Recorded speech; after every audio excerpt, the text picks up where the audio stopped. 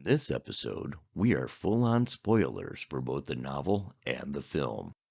There will be a warning with a countdown for any potential spoilers for later books in the series. Hi everyone, I'm Rebecca. And I'm Glenn the Geeky Hippie. Welcome back to What the Adaptation. We're the YouTube show that reviews adaptations from one form to another. Today, this is a special event. This is our 1-year anniversary. Our first video came out a year ago today. And in celebration, we're going to review one of the big ones, the Fellowship of the Ring Extended Edition, of course. With us, we have a special guest, AP Canavan. AP, can you tell us about yourself? Hi, first of all, thank you very much for inviting me on. And secondly, congratulations on the 1 year. That is a fantastic achievement. Thank you. Thank you. It's hard to believe, but we did it. It's extremely hard to believe, actually. It sounds nuts.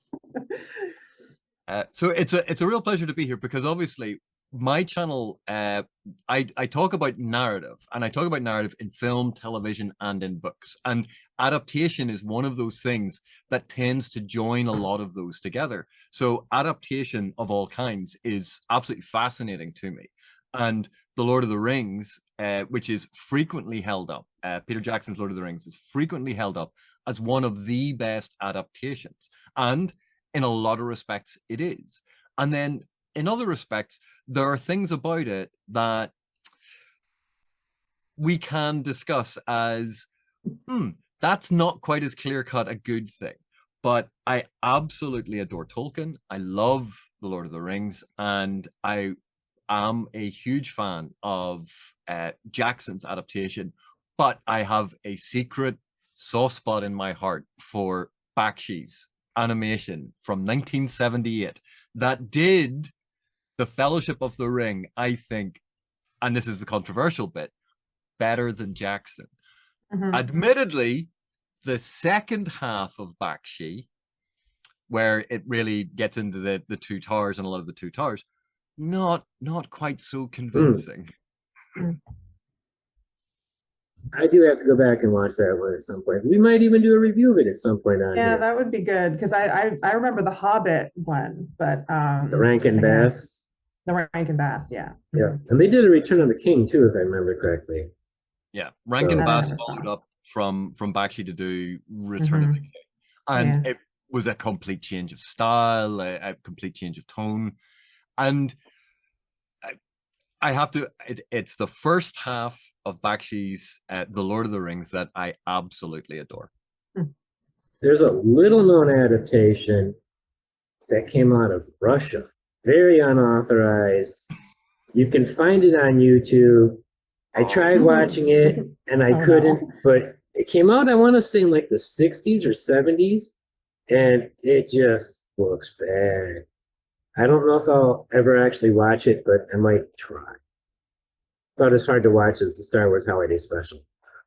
I think it would be up there with Cruel and Unusual Punishment. So it's, if you're ever truly naughty, Glenn, we are going to sit you down and make you watch that. Okay. I believe it. I believe it. Frodo looks like he might try to make you watch it right now. Like he is looking like Frodo. He's There's got no it Frodo. for you. No, I don't know who Frodo is. Man. I got Hobbit here now. When you sit down, the eyes right over your head is like... Yeah, I know.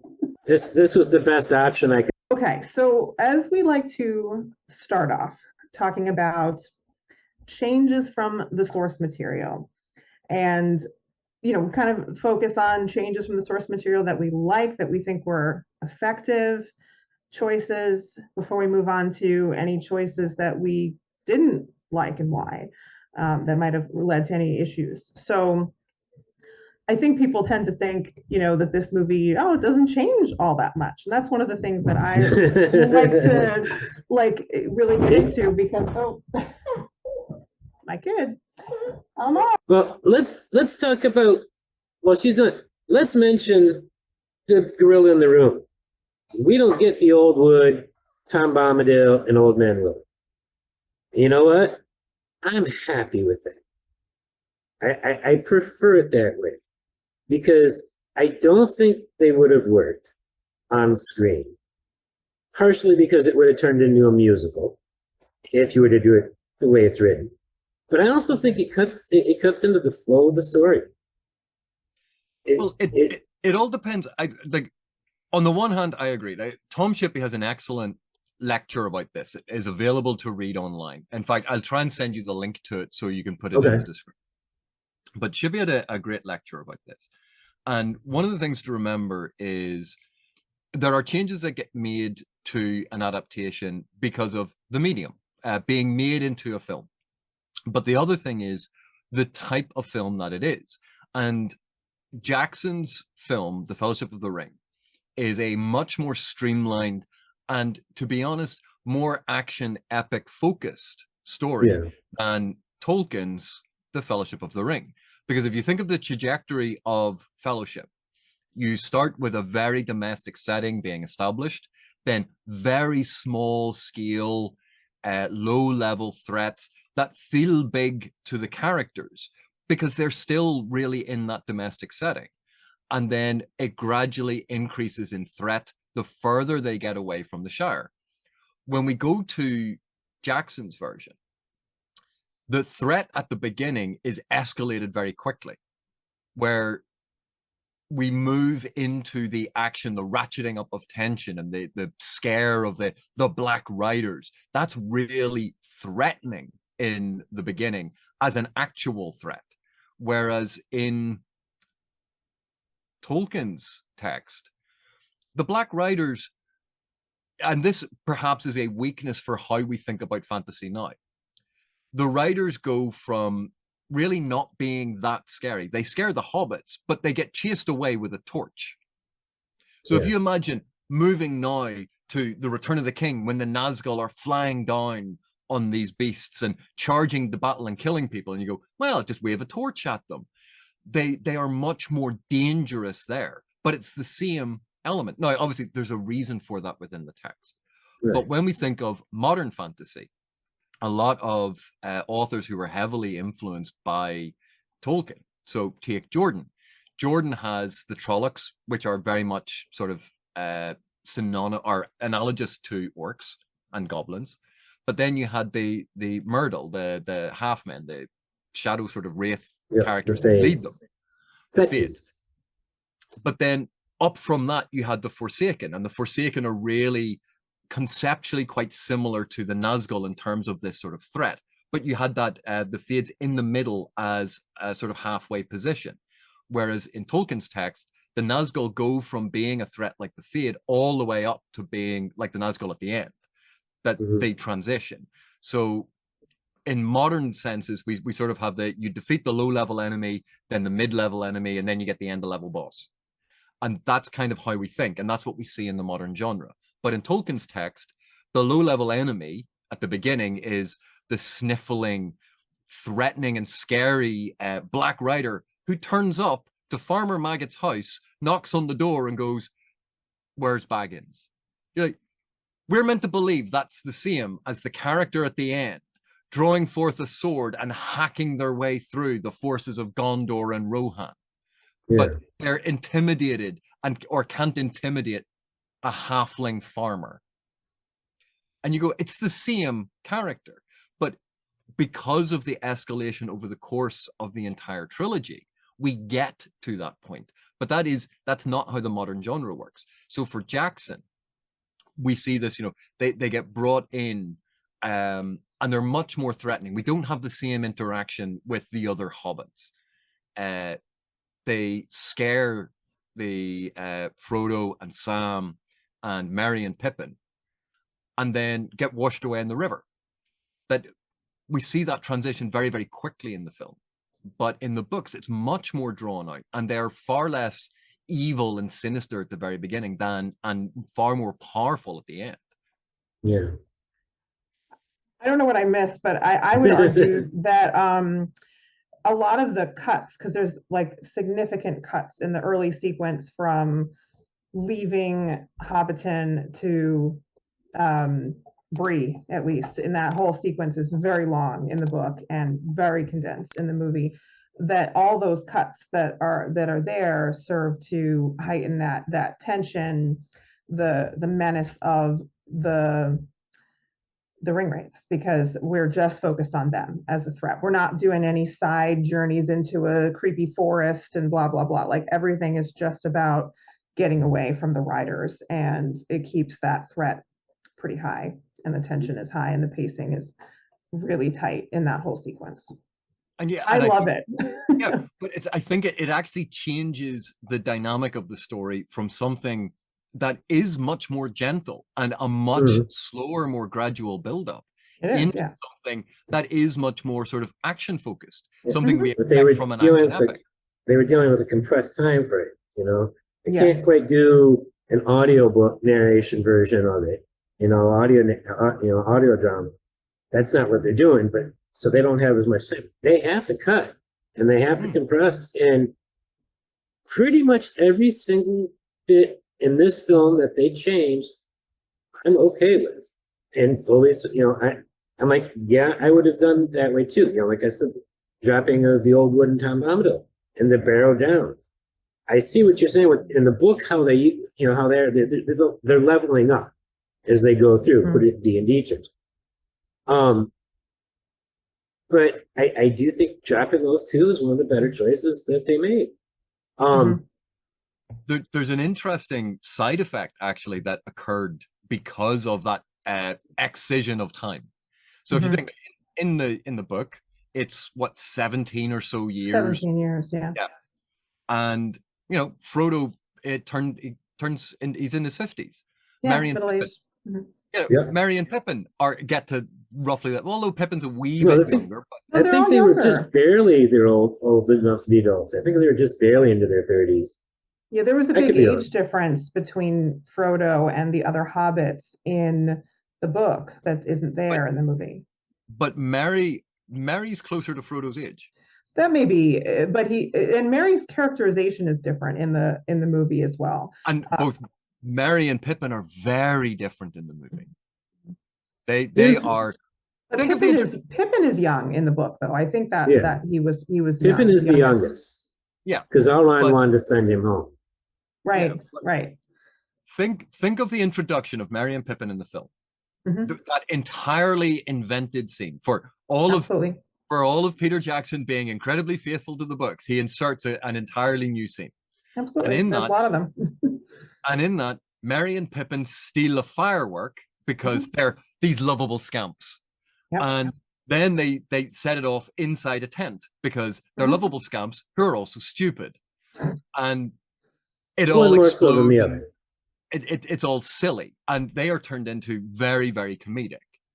And you go, okay, there's an element of that to their characters in the books, but in the books, Merry is much more serious. Pippin is young, but Pippin is not a comedic clown. He's the younger of the gents who needs protected by the older soldiers in this regiment. Gimli is not the clown or the butt of the jokes in the book. No. But they do Gimli wrong this movie and the next two. He is forever the butt of all the jokes. And it really drives me crazy because Gimli was always one of my favorites as a kid. Yeah. But you'd said we were talking about changes we liked. Yeah. Before we went, so before we get on to Gimli, I have one more, but go ahead. But this sort of aging down, making younger Merry and Pippin, the side effect is they do become very silly. They add a lot of comic relief, and again, that's the sort of the balancing in the modern day where we have we want it really serious, and then we want the comic relief moment, and that to ease the tension, and that's something a lot of modern cinema does, and you can understand why Jackson did that. But it is one of those big changes to tone and atmosphere, and even the formation of that core group of hobbits and who they are, and some of the analogies we draw between the hobbits and the World War I experience of these young, well-to-do, well-educated boys being sent off to World War I with Sam, the commoner sort of Batman that they've been given to look after them, and we get that sense. Now, Tolkien wasn't writing direct allegory, but we can see an element of his experiences informing this. And yet when we see the Jackson version, that's not really present at all. It's more, isn't this a bit of a lark? And they're party friends.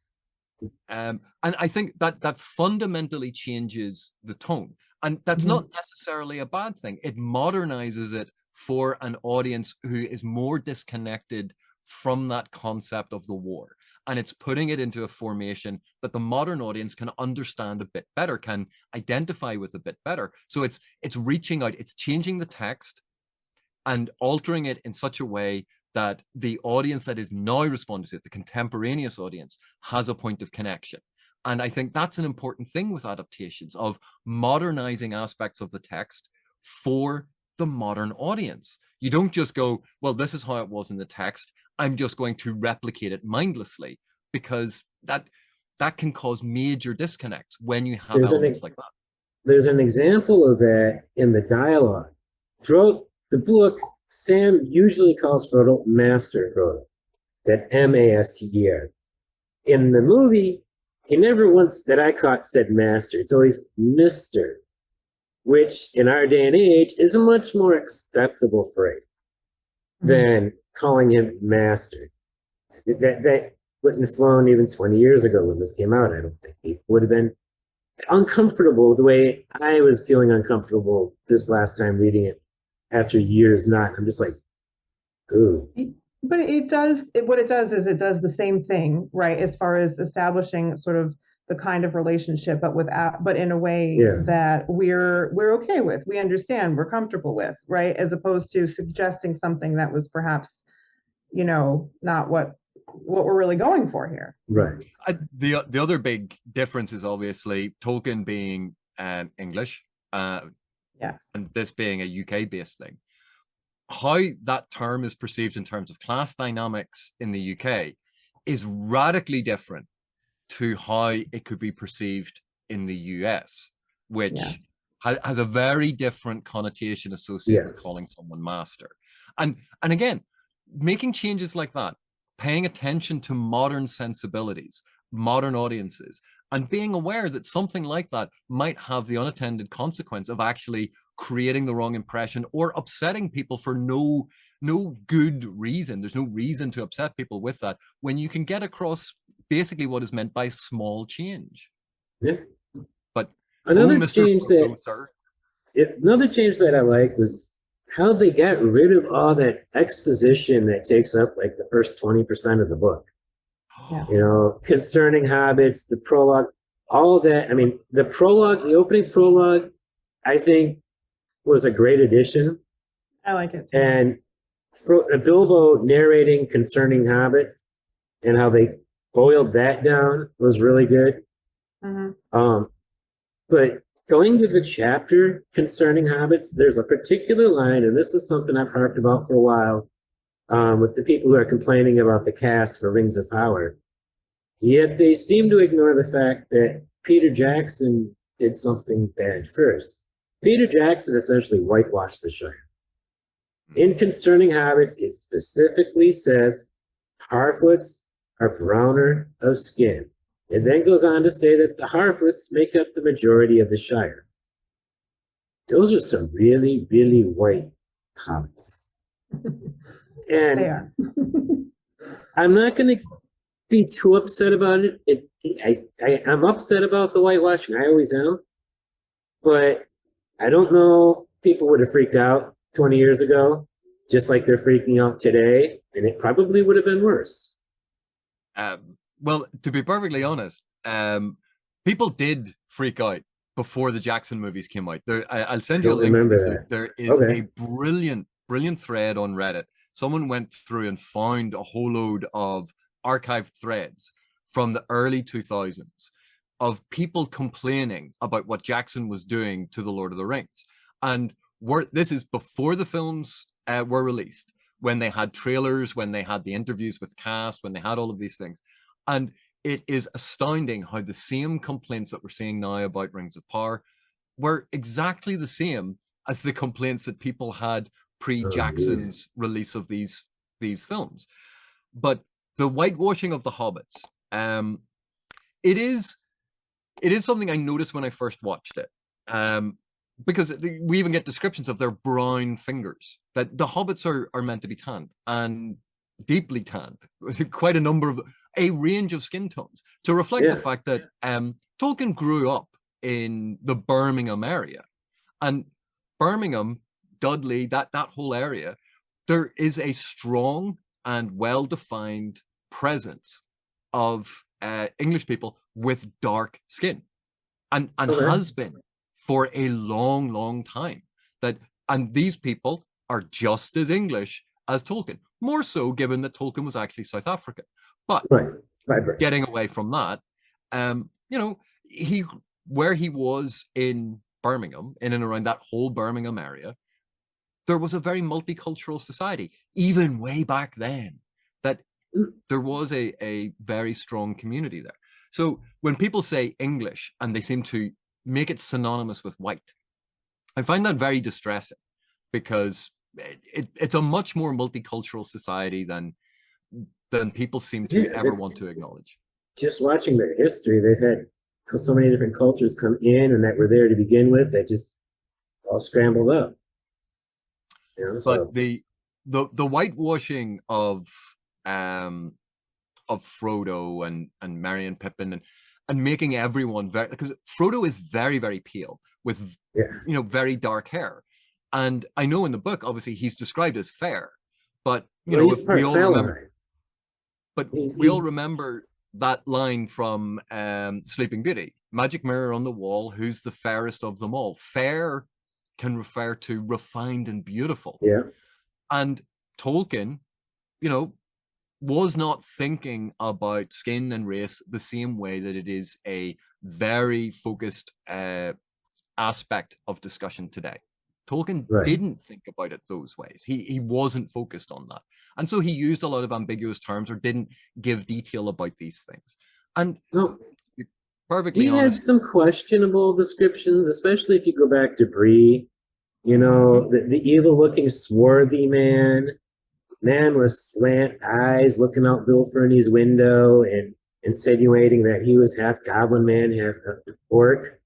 You know, and I'm like, there is a strong element of that physiognomy working in, of applying moral virtue to good-looking people, and then moral turpitude being applied to people who didn't look right, who looked different. Elves and orcs, they're the epitome of it, you know. And that was a very common stereotype that was played out throughout Regency romance, the Regency period, the Edwardian period, the Victorian period. It's a long established stereotype and tradition, and Tolkien played into that. It's still used today. And it's still, like, look at the number of Disney villains who are color coded with, they wear certain colors, they look certain ways, their features are exaggerated a certain way. And then the good characters with the masculine square jaws, and the female characters with the slightly larger eyes, all to try and correspond to certain ways that we're meant to feel about them, because we make little snapshot decisions like this. And, you know, I don't want to get into a whole discussion about, was Tolkien racist or anti-Semitic, not or going to any go there, of those accusations, because that, A, it derails things. B, it is assigning an intentionality to what Tolkien was doing that was not necessarily present.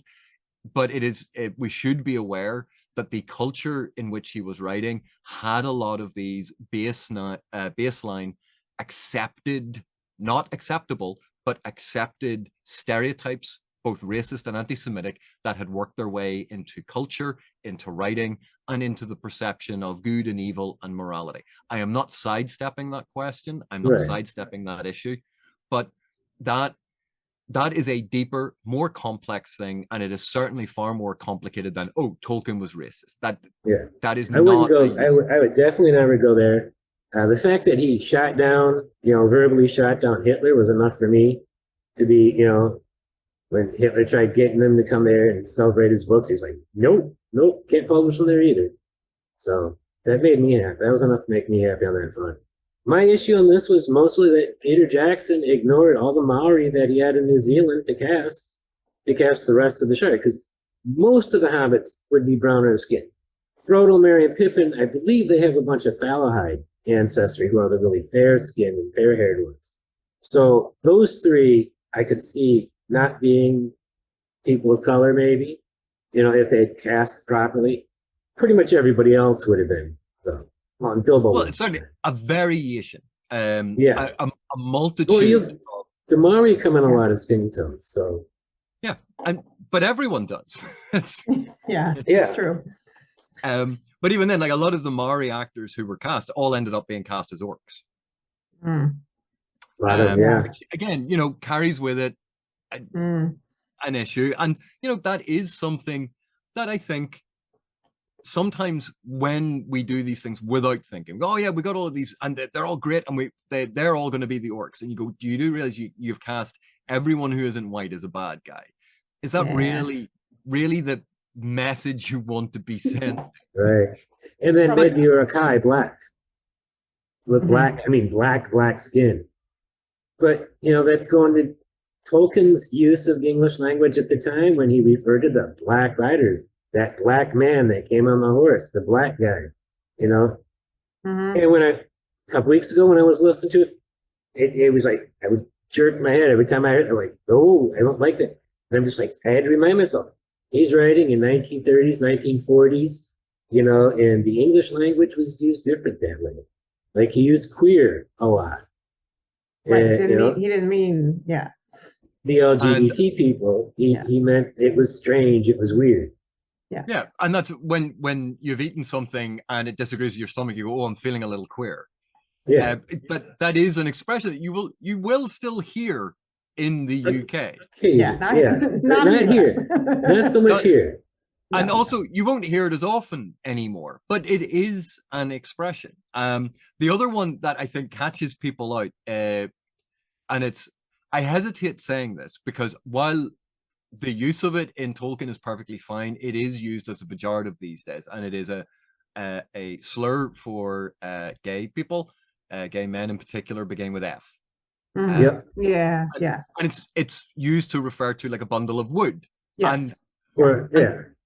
And that's how it is used in that. But unfortunately, that word, as we all know, language changes over time. It can accrue different meanings, and those meanings can become incredibly hurtful.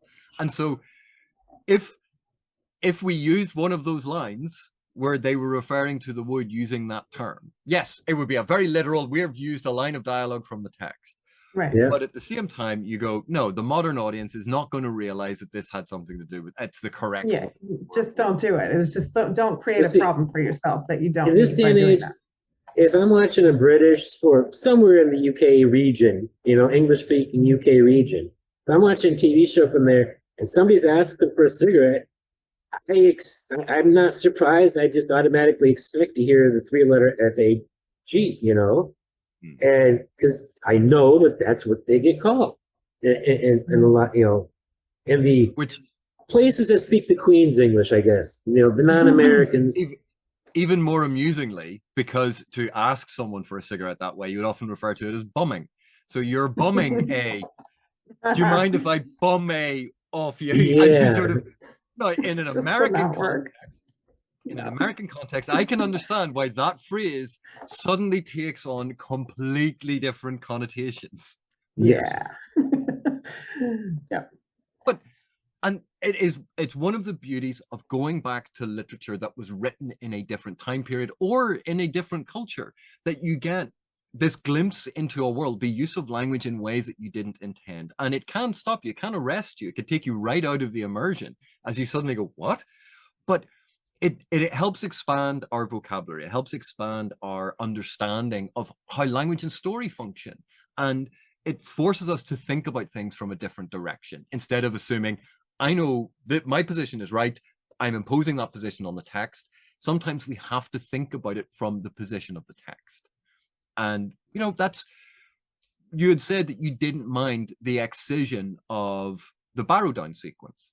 And yet that leads to one of the dumbest scenes that was inserted in the extended edition, where Strider, after marching with them in the middle of the marsh, going up the Weathertop, suddenly takes this bundle out of 4 short swords and goes, here you go, lads, because on Weathertop they all have swords. Where did they get the swords from? They got them from the Barrow Downs. We don't have the Barrow Downs anymore. So Strider, who was expecting to meet Frodo, just decided at some point on his travels down there, I'll just pick up 4 short swords just in case there are other hobbits. He might have done that in Bree, you know. Same time, he got other provisions for hitting the road. We don't see it, but yeah, I get your point. I mean, so you know, in my mind, if you didn't add in that scene, you can just sort of in your mind go, okay, well, things happened that we didn't get to see, right? 'Cause I don't think too many people are going to be like, I mean, some people might, but like too many people are going to be like, where'd they get those swords? You know, like if you just didn't have a scene, right? It wasn't in the theatrical edition. It was only in the extended, where it, you know, where you can, if you've read the book, go, okay, well, maybe the barrow downs happened and we just didn't see it. They just cut that part out, you know, because I don't know. But if you add in a scene, then you start picking apart, well, okay, that scene doesn't actually make sense. So.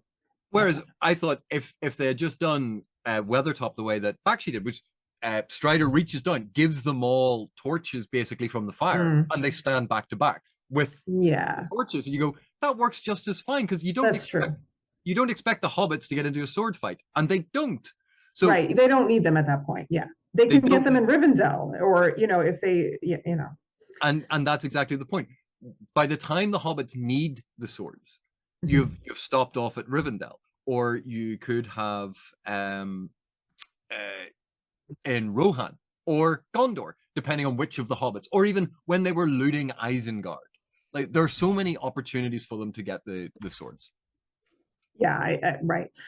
So I think you're right about that. Just have them have torches at Weathertop and get swords at Rivendell or whatever would make more sense. I agree. I did want to, because I think there's a bunch of things that we haven't mentioned. So I did want to just quickly mention a couple other changes that I do like quite a bit. So we haven't, I don't, unless I missed it when you guys were talking without me, talked about how much bigger, relatively speaking, a character Arwen is in the movies compared to the book. Which I just think was absolutely necessary. Like, I don't think you could do the movie without doing that. Otherwise, if you were leaving it literally the way it was in the book, you'd have just, she's like, you see her in Rivendell, she doesn't speak, you see her, and then cut to the third movie and she just shows up and marries Aragorn. And you'd be like, what? So see, increasing her role is more important than just that. Because Tolkien has a serious harshness of female characters that actually say or do anything. Right. So we already cut out one because we're not doing no Goldberry. So yeah, you already cut one out by River Daughter. So they couldn't exactly increase Galadriel's role. I mean, without just doing a lot of weird stuff, and the same would be said with Éowyn, adding too much more with Éowyn could work. I think they might have. The Éowyn was already the most prominent female character anyway. So, but still, I feel more Éowyn. I'm always a fan of more Éowyn. But she's not going to be in the first movie anyway. No. So, you know. No, but I just think that was absolutely necessary. I just don't think you could have done without that change personally. There's one aspect of the change with Éowyn and Fellowship that I object to, and the issue is obviously when in the book it's Glorfindel. Correct. Who's a badass? You know, Glorfindel erasure. We all feel bad. We're glad Rings of Power is coming along, and we finally get Glorfindel. Excellent. Yeah. But in the Bakshi version, they replace Glorfindel with Legolas, and you go, well, that makes sense. Legolas turns up there and then is going to go on the quest with them. So you've introduced a character, you get this sort of thing. And then Glorfindel disappears. So why do we need to establish him when he's going to disappear anyway? Yeah. So it makes sense to use Legolas. Arwen turning up, again, I have no problem with Arwen replacing Glorfindel in that scene, exactly the way that Legolas did. That was all fine. The issue I have is how they change what happens at the end of the sequence. Because Glorfindel puts Frodo on the horse, sends the horse away, and Frodo rides. In the Bakshi version, Legolas, they put Frodo on the horse, send the horse away, Frodo rides. In this version, Arwen throws Frodo over the horse like a sack of potatoes, and she rides. She rides. In the book and in the Bakshi version, Frodo defies the Ringwraiths. Frodo does not accept it, does not give in to temptation, doesn't put on the ring, sends them away. He stands up against them, and it is this one moment, because up until now, he's stuck the ring on in Bree. He stuck the ring on in Weathertop and got stabbed. Like, you're not going to trust him to do anything because he's an idiot. Yeah. But in this one moment, despite the fact he is sorely wounded, despite the fact the lure of the ring is calling to him, despite the fact that the riders are there calling to him, tempting him, he finds the strength in that moment to resist. And that is, I think, one of the fundamental aspects of his character that gets consolidated. It's why in the Council of Elrond, all these wise and powerful beings look at Frodo and go, well, to be fair, he did resist the lure of the ring, the Nazgul, even though he was nearly dead. He's actually quite remarkable. Yeah. He resisted the lure the second time around. But in Jackson's version, he doesn't. Arwen does it. And it removes all agency from Frodo in that instance. And my dissatisfaction is not with Arwen being in the scene, but if only they'd allowed Frodo that moment where Frodo refused them. Arwen, I have Arwen fight. It could have been both. Right. I mean, she could still have done everything that she did, but you could have then also included a bit of Frodo doing that. It's not a one or the other. It didn't have to be one or the other. And that's because they excised Frodo's agency and they gave it to Arwen. And I thought it was a brilliant moment for Liv Tyler to actually have something to do in the film that really didn't know what to do with her. It's interesting. They take it out from him there, but at the end of the movie, they have him with all the agency deciding where the fellowship's going to go. At least that was the theory, before he decides to run off. But they were letting him make the decision instead of each of them making the decision for themselves. So at one point, like you said, they took his agency, but they gave it to him somewhere else by taking everybody else's agency. I thought that was interesting how they did that. I did think a very strange change that they made, although when you think about it from modern cinema, that makes perfect sense, is Aragorn walking around with the shards of Narsil that he goes, this is the sword that is broken. That's how he is in the book. He's carrying around a broken sword. Whereas obviously in the film, he has a sword because Narsil's still in Rivendell. It's laid out in that. Well, you want him to be able to fight, I mean, the other thing I'll say, because I think that ties into Aragorn's difference as a character in the books versus the films. I think in the book, he doesn't evolve as much as a character because from the beginning, he knows that he has the correct claim. He knows that, he believes in his own claim. And in the movie, he has to come to that belief. He has doubts and he has to evolve over the course of the films to get to that point, which I appreciate seeing him going on that journey as opposed to maybe it's a journey that happened historically in the book, but we don't get to see it. Right. Well, and again, a lot of that is the modern cinema of we want to see the character arc. We want to see this evolve, as opposed to the book, which was going, no, the people we're watching evolve are Frodo and Merry and Pippin and Sam. That's the focus. Yeah. Everybody else, you're an archetype. But you can see when you move into the cinema thing, Jackson went, no, we're going to put a lot more focus on Aragorn. Even look at the evolution of Gimli and Legolas. And admittedly, Gimli being turned into a figure of fun and the comic relief and being turned into a clown, I disagree with. But again, you have that antagonism between Legolas and Gimli. And that is one of the arcs that we see that goes along of becoming friends, overcoming stereotypical racial tensions between elves and dwarves, looking past those superficial barriers to go, no, we have comradeship. This is one of the big themes that we see in Tolkien's work of people looking past isolationist perspectives. Lothlorien and Rivendell, we are isolated, but we are going to feel because of that. It's when elves, men, and dwarves come together that they're able to defeat evil. And you go, that's a big aspect of Tolkien's writing. And we see the seeds of that in Fellowship, and it's built on in the rest of Jackson's films. Yeah. The last thing I wanted to mention. Oh, sorry. Go ahead. Sorry, that change also, it's part of what we expect to see, but it also makes Aragorn sympathetic, more sympathetic, I think. Yeah, totally. Because a little bit of arrogance there in the book. Yeah. I mean, not a negative form of arrogance, but it's fair, but we don't relate to overly that. confident. Right? Yeah. Yeah.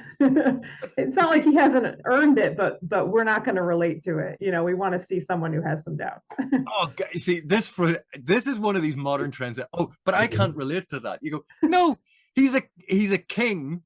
He has elven blood. He is going to live longer than everyone. He's smarter than everyone else. He's done all these things. Let him be arrogant. He's earned. He has. Okay. It's earned. It is earned. It's just, I don't know. It's more about the journey for me than anything. I don't mind if he's arrogant, but I do like to see him going on the journey. There is a very minor cosmetic thing that they did with Aragorn that I thought was interesting. Mm-hmm. We all love Viggo Mortensen's portrayal of Aragorn, but one of the things that they did was obviously they gave him stubble to make him more manly, more rugged. That there he's out in the wilds. He doesn't have time to shave. Yeah. And of course, Aragorn can't grow facial hair. Smooth as a baby's bottom because of his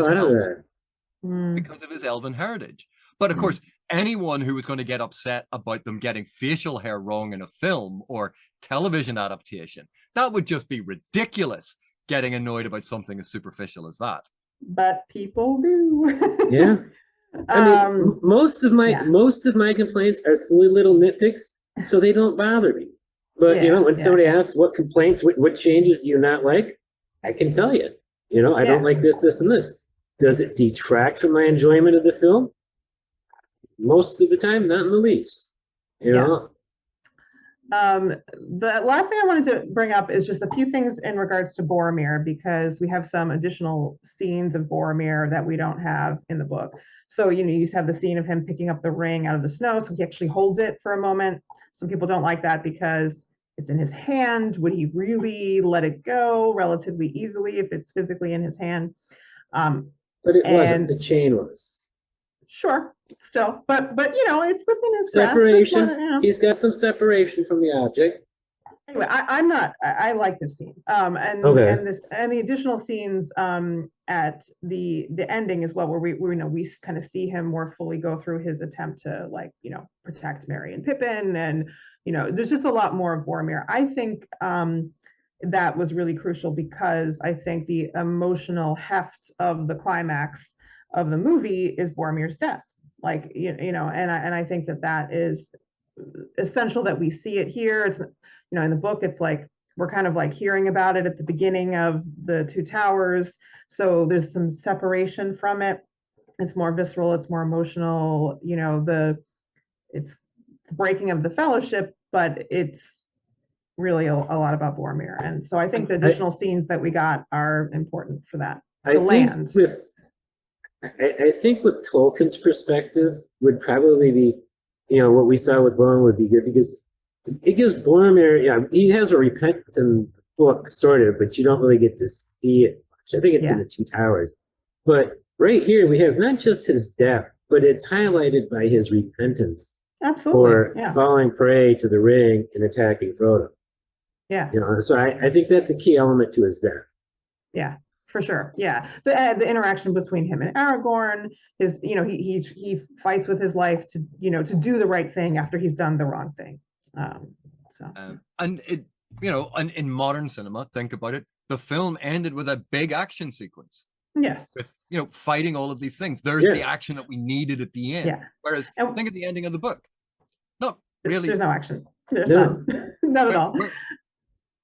The last action was basically Moria, because Moria, then they go to Rivendell. The action all happens off page there. Then all the elves go on down the river. They said, and then it's all right. The Fellowship's broken up. And all right, yeah, we don't, yeah, and No. even Moria, there's quite a bit more action in the movie of Moria than there was even in the book. See, putting all this here instead of having it all at the beginning of the Two Towers Yes, works that's so you much had to better, I think, you had to do that. Yeah, I agree. timing but wise. and that's because if you think, like, when Tolkien was writing this was the end of the second book Yeah, of Yes. how an internal division Right. of a single story. correct. So Yes. you would in his mind, you're immediately going on to the next bit. Whereas Of course, yeah. when we read it, we go, well, that's a very weird way to end the first book. Or Yeah. that would Right. be a weird way to end the first film. But that's not It- how Tolkien's thinking about it. So Yeah. you think when we translate it into film, when we've changed that media, the Mhm. medium in which the story is being told, you go, there's a different expectation. And the expectation is you need a big battle. You need some sort of excitement at the end. Yeah. And that's what we're given. And that's why it Yeah. feels so good to us seeing this. And see, Boromir gets an element of a redemption arc for his mistake. We get the action sequence. We get the tragedy of Boromir's fall. All of this is delivered then. And then we sit back and go, I can't wait for the next film. But couldn't. when Tolkien wrote it, that's obviously, he already was like, yeah, but you just turn the page and you're on to the next film. So it was working in a very different way. So paying attention to the change of medium and paying attention to audience expectation of what happens at the end of a movie, those things filter into it. And that's why I think that works a lot better for us than ending the Fellowship of the Ring, the book, and then going, that's a very weird ending. I'll go and get the next book, because we're not thinking about it the way that the author thought about it. I think that's something Christopher Tolkien didn't quite grasp, because he hated Peter Jackson's movies. Yeah. He hated all the action scenes, and they thought he thought that Jackson bastardized his dad's story. I feel him a little bit when it comes to the Hobbit movies. I know he wasn't talking about that, but the action in those movies, it doesn't work in my mind. There's no emotional reason for it. It doesn't add to the story. I'm bored because it's just padding and spectacle. I don't feel that in this movie, right? So I'm not someone who's looking for more action for action's sake, but I feel that the action that we had kept the emotional core of why it was there, and it made it about the characters, and that's why it works. But I think the way that Christopher Tolkien, now I obviously I cannot speak for Christopher Tolkien. I'm not trying to, but I think one of the ways of thinking about his position would be, let's take an analogy. Let's say that you wrote a tragedy. You wrote this beautiful melancholic tragedy, and then someone turned it into a comedy, and you'd go, you've absolutely just ruined this, because they've completely changed the tone and style of what was in it. I think Christopher Tolkien was looking at his father's work, and he was seeing it as a particular genre of writing. But the film version was increasing the action element, increasing the epic fantasy element, and was decreasing that focus on the soft aspects, mythological, mythopoeic aspects of it, because they did remove Bombadil, they did remove Old Man Willow, they did remove Goldberry, they did remove the Barrow Downs. They took the focus away from the whole premise of small folk moving into this larger world and turned it into, oh yeah, we've got swords, let's go and hit things. And now that is a gross exaggeration, but when you start with a position of you think that's what they're doing, you project that onto every change. And because of that, it just builds and builds and builds. And you cannot see what the text is actually doing, because you've constructed this idea of what the text is doing. I think that's important, what you're saying, that preconceived notion of what something is and how you then project onto an interpretation on every single change, every little granular piece of difference that you can examine. You can project a narrative onto that when you've preformed that in your mind, and then you see it a certain way. But if you didn't go into it with that, then you wouldn't necessarily see it that way at all. And And that's why, while I appreciate, like, one of the things we've just been focusing on for nearly an hour now is changes from the text. Yeah. This is why I think when I try to talk about adaptation, I try not to focus on changes from the source material as the starting point. Okay. Because starting with watch the thing, think about the thing.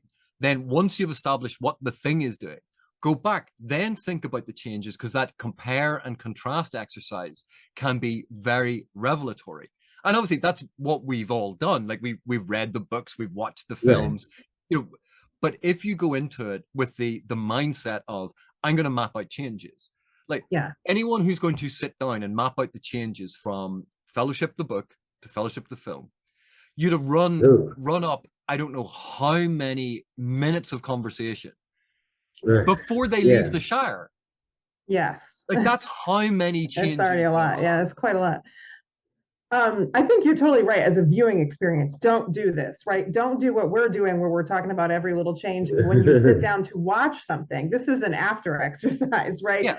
You've watched it, you've experienced it as it is, because each is its own thing. This is not meant to replace the books, right? So exactly, this Aragorn is a different character or whatever, you know, but that Aragorn in the books is still there, and that experience of reading that Aragorn in the books is still there. It's not a replacement. They are two separate entities, and you have to look at it that way.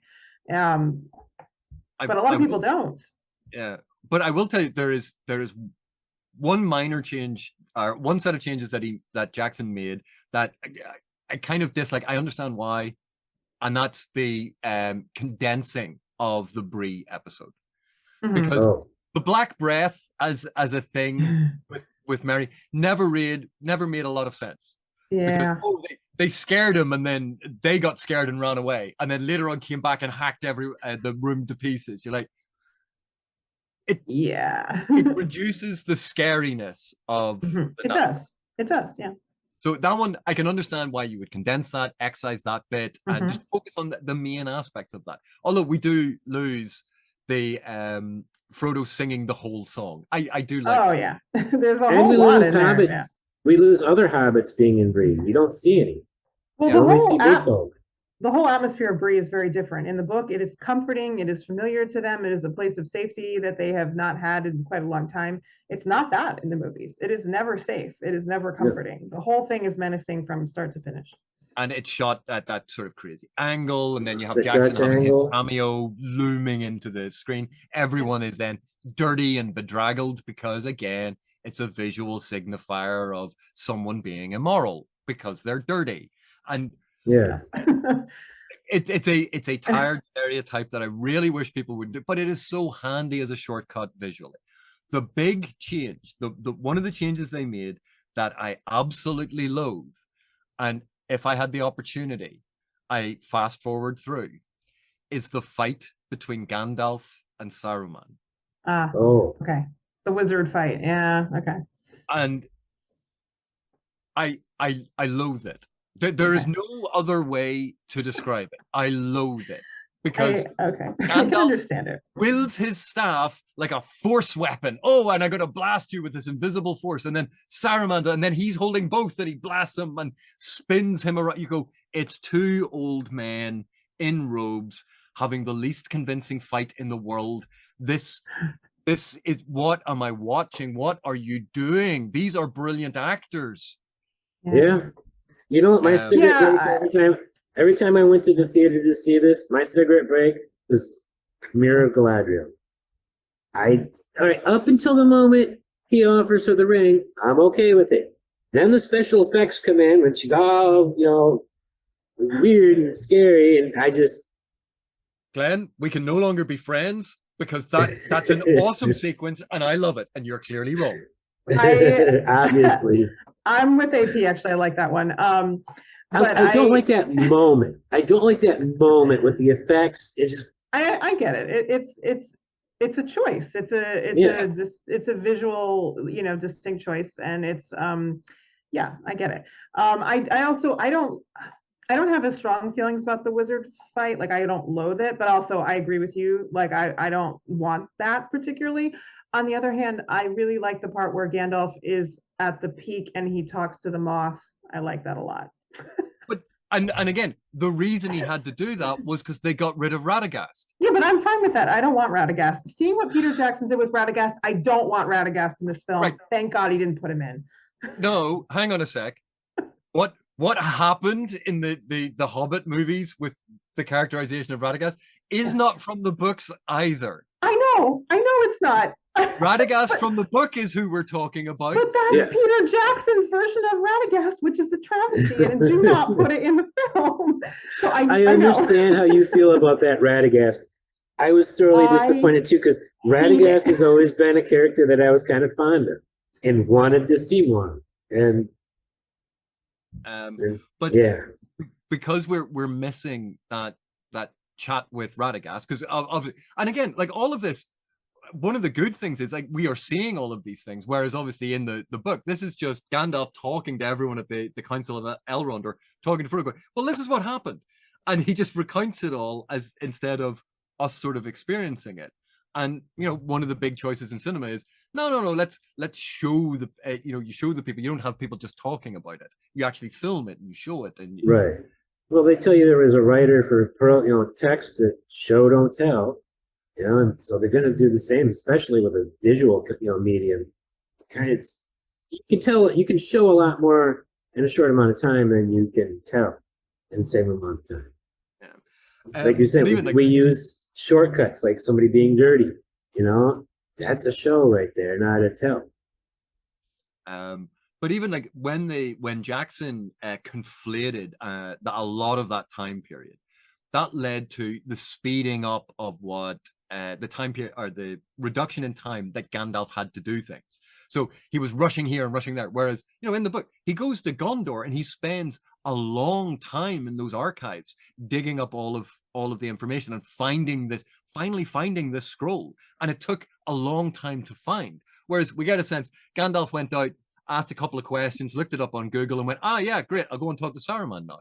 And it sort of reduces the difficulty of what Gandalf did. It makes it seem that it wasn't actually that difficult. And really, if anyone in Gondor had just looked in the door, they would have found that scroll. Like Gandalf was meant to be there, for years digging this stuff. Yeah. Well, he was gone 17 years. I don't know how much time he spent in each place.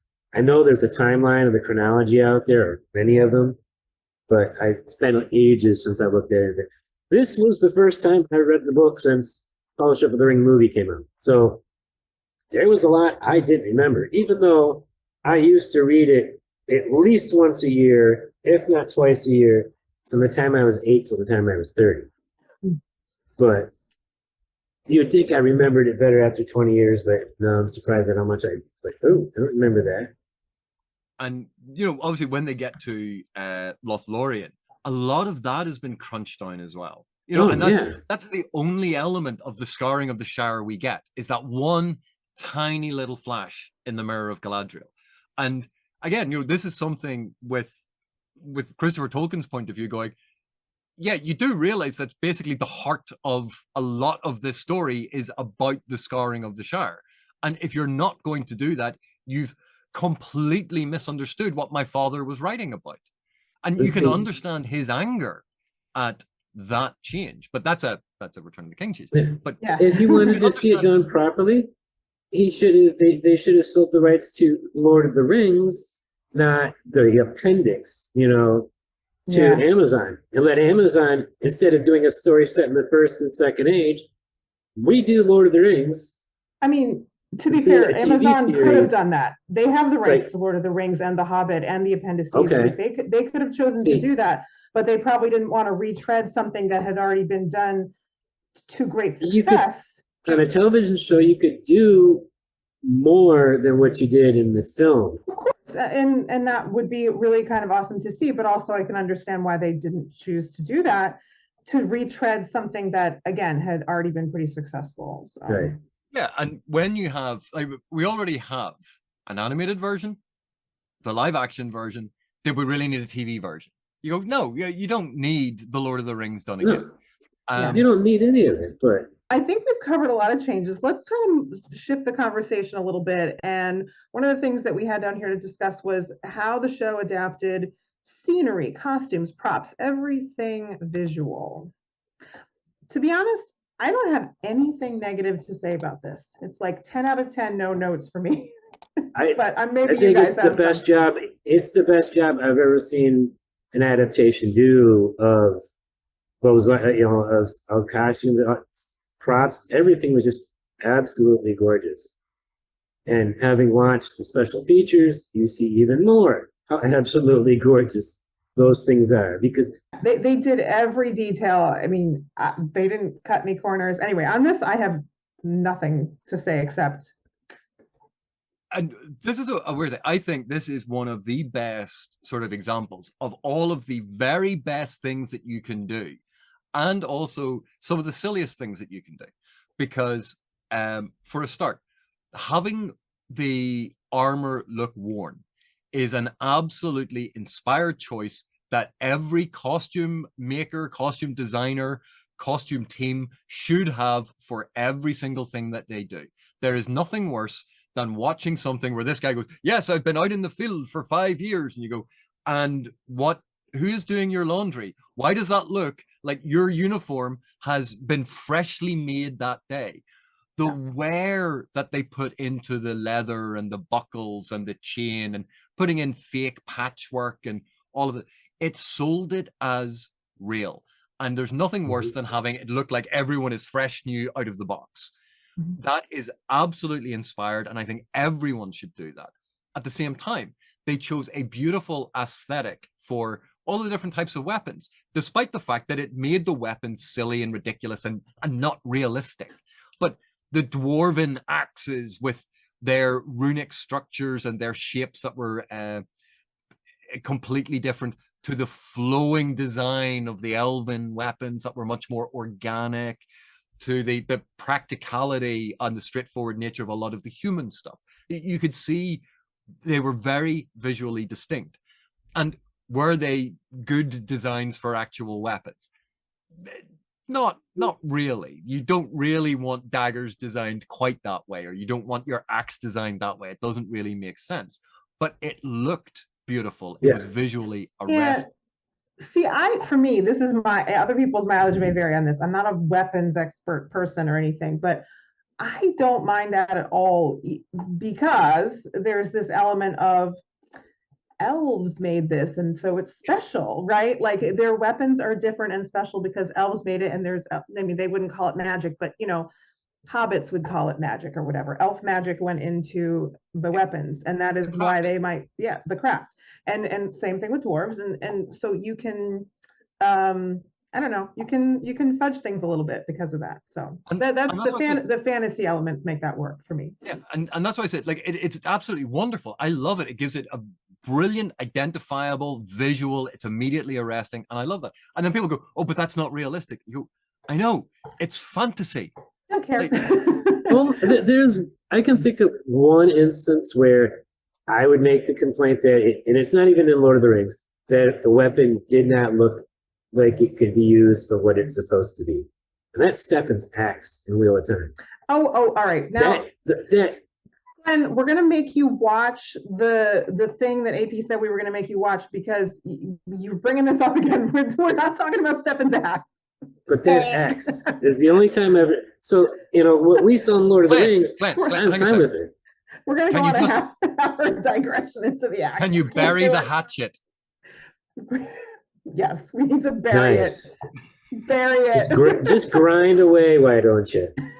But I will say, no, when I had said that the Lord of the Rings sort of props and stuff showed the best and then the silliest, for me, one of the silliest things is something that Glenn that you brought up there about the arrowheads having the spells written on them.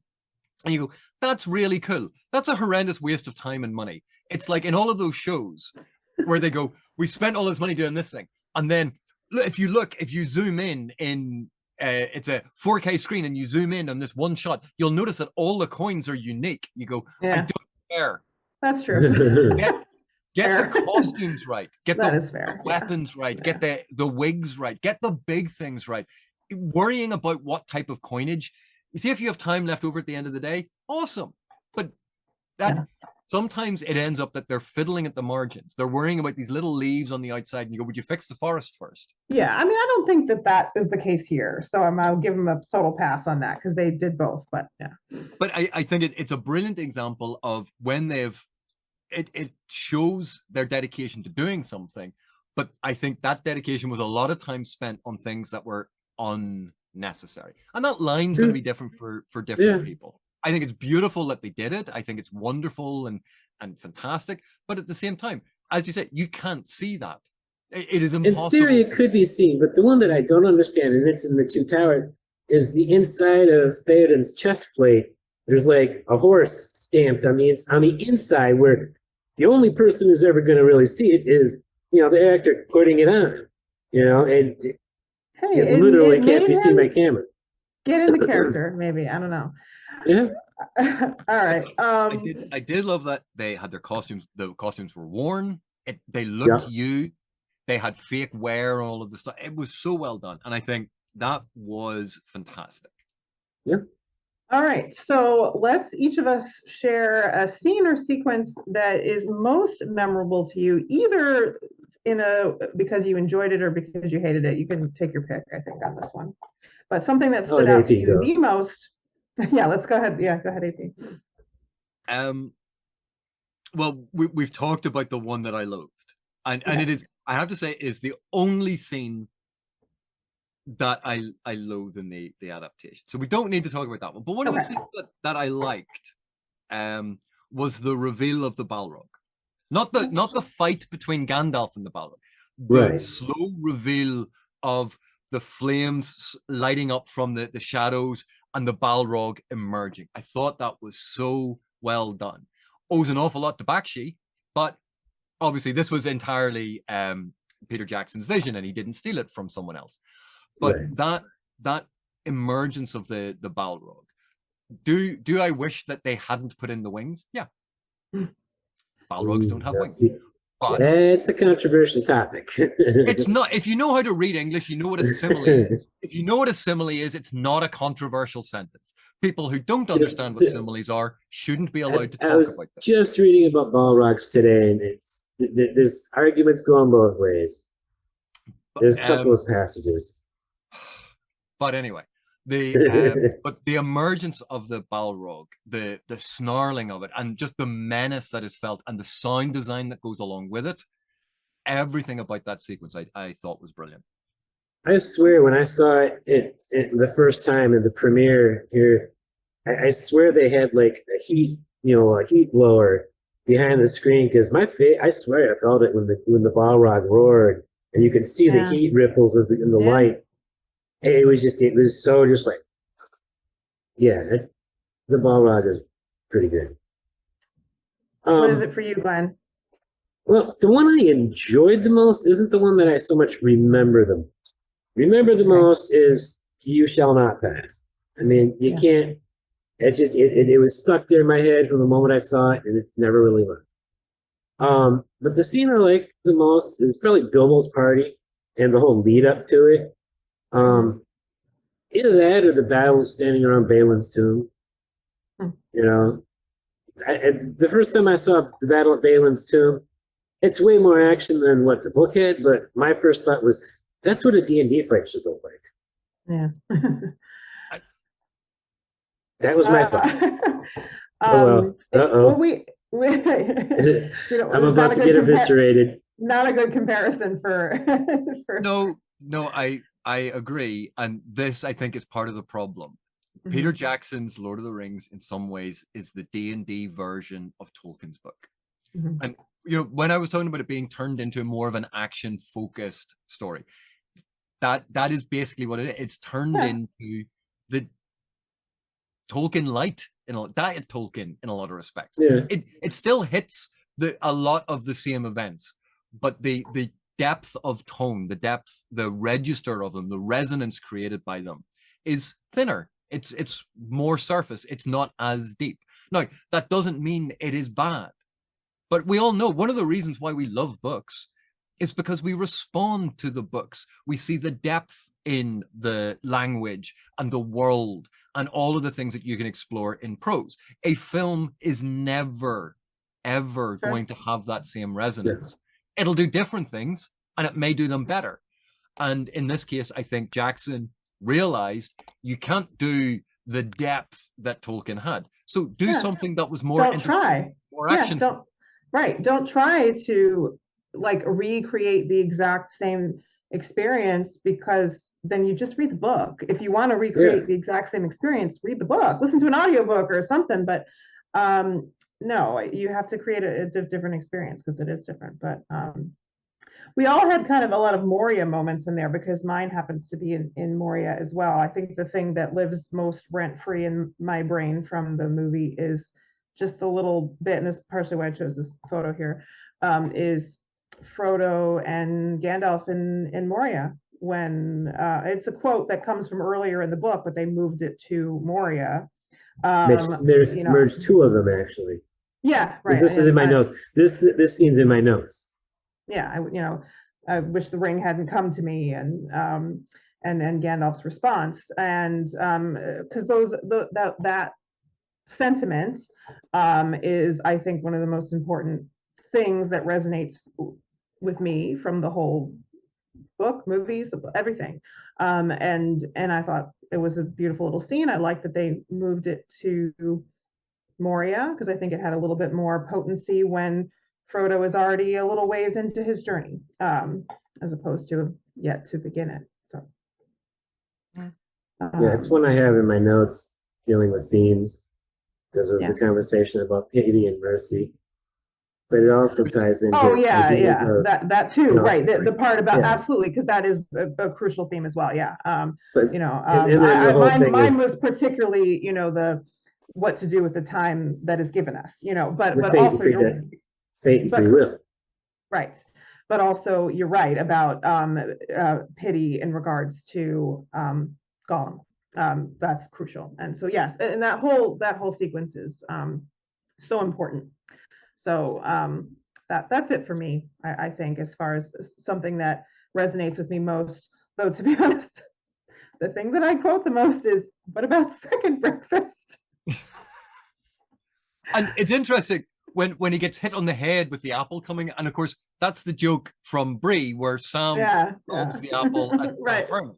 And you go, but so the joke is reversed, because now it's a hobbit getting hit, and it's turned into comedy rather than, I'm going to get that guy. But it was actually very neat. That was kind of comedy in the book too, I think, hitting him with the apple. But waste of a good apple. Yeah. Yeah, and it's one of the things that I love, and it's in any adaptation that you see, where filmmakers and these creatives, where they go, yeah, we are making something different. And yeah, we're not going to do that scene that maybe you love, but we'll drop in an Easter egg about it. We'll put in a moment, so that second breakfast and the apple coming back, we all immediately recognize as the scene from Bree. Mm-hmm. And you don't go, oh well, they got rid of the scene from Bree, and then you go, but it's a nod to, it's an acknowledgement. Yes, because it's never going to be a literal thing where you have to take this part and you can only do it in the same sequence. Like, no, you can. The same thing about moving the quotes or the discussion between Gandalf and Frodo and moving it to Moria. Like, those things are still there and they still matter. It doesn't matter that it wasn't in Hobbiton or whatever. And also, because Glenn had mentioned that thing earlier about Galadriel. One of the things I like is the parallel that gets set up when you have Gandalf sort of revealing his power and darkness to Bilbo, and he assumes the shit. It becomes very, very threatening and towering. Yeah. And we get an echo of that from another ring bearer doing the same thing to another hobbit. Yeah. Again, the bearer of the ring, and it's such a wonderful sort of echo of exactly the same scene, but with these two different elven ring bearers speaking to the person with the ring. And it's wonderfully done. And they don't call attention to it, because obviously that animation with Cate Blanchett is done very much in blues and greens. And the one with Gandalf is in the fires and the reds and the shadow. And you go, oh, what rings do they have? And that is just so nicely done. Yeah. That it's not obvious that it's exactly the same thing, but it creates that echo. And the landscape of New Zealand with those big shots where, you know, they got a helicopter just flying past to record footage of them traipsing along. It gave you that epic scope. And really, like, New Zealand's mountains and the sheer variety of landscape in New Zealand was wonderful for this. And because it wasn't just England or a forest outside Vancouver, which we've gotten so used to, basically somewhere in California, somewhere in Vancouver, or a quarry in England. Like, those are areas that we got so used to things being filmed. Like, I think at this point I've ever seen every tree in Vancouver area. I think I've seen them all. Science fiction shows that were all filmed at the same time in Vancouver, and you'd sort of imagine them filming, and you go, tilt the camera that way. Look, there's another show being filmed in the same place at the same time. That overlap. So New Zealand, one of the reasons I think it worked so well in Jackson's movie was this was new. This was a new feeling that hadn't been as mined out the way that a lot of the other places had. And so it felt otherworldly. And that's when that was combined with the score, that suddenly elevates everything to, no, Middle Earth is completely different. And that I think was part of the genius, was the marrying of the score with those grand shots of this really impressive landscape and these tiny figures on it. That sold the concept. And once you bought into that, the ropey CGI in places, you just forgive. Like that moment when they run out of Moria, and where the landscape and the animation and where they've mapped them onto that, and it doesn't match at all, and they kind of and you see them in the distance running with Gandalf. It is really terrible. But you don't care. The cave troll still holds up. 20 years later, the cave troll still holds up. You know? Yeah. I mean, overall, you know, the level of how much it still holds up all this time later is super impressive. It just I think it always will in that sense, perhaps. But you mentioned the score. I don't think there's ever been a more impressive music or soundtrack for a movie trilogy even, than what Howard Shore pulled off the Lord of the Rings. The Hobbit stuff, mediocre. Star Wars, John Williams. Yeah, I grew up with the John Williams. John Williams is the god, but when you take his whole collection, is all over. But when you look at just one project, Howard Shore, one thing blows it all away. I think the Lord of the Rings trilogy is better than any 3 connected movies soundtracks you can pick. And that includes all of what John Williams said. And I'm like one of the world's biggest Star Wars fans. So. But I think, and again, part of it has to do with the type of music. Because obviously, putting John Williams' score in The Lord of the Rings, the way that John Williams would have approached it might have been very different, and it would have given it a different feel. And now we can't think of any other way to do it.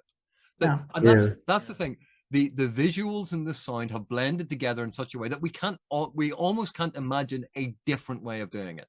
And that's the sign of something that we love and something that we think is fantastic. You go, we all have minor quibbles. I might have some major quibbles, but at the end of the day, it's a film I love so much that not only did I see it in the cinema, and not only did I buy the collector's edition, expanded director's cut in the box set with the figurines, and then another copy that I could watch, so I didn't have to open those. But I was at Trilogy Tuesday, the day that Wednesday night at midnight, Return of the King was being released. Tuesday, we went to a local theater. This is sponsored by New Line, and we watched Fellowship of the Ring Extended Edition on the big screen, Two Towers Extended Edition on the big screen, and then that night at 10:30, a full hour and 31 minutes before everybody else, we watched Return of the King. I was hoping it would be extended edition. Sadly, it wasn't, but we sat in the theater all day, and it was amazing. It was one of the best times I've ever had. Me and some friends, and my parents wanted to come too, so they came with us. There was 9 of us. I am very impressed with your bladder control. Yeah. So I'm Sorry, guys, I have to go. That's fine.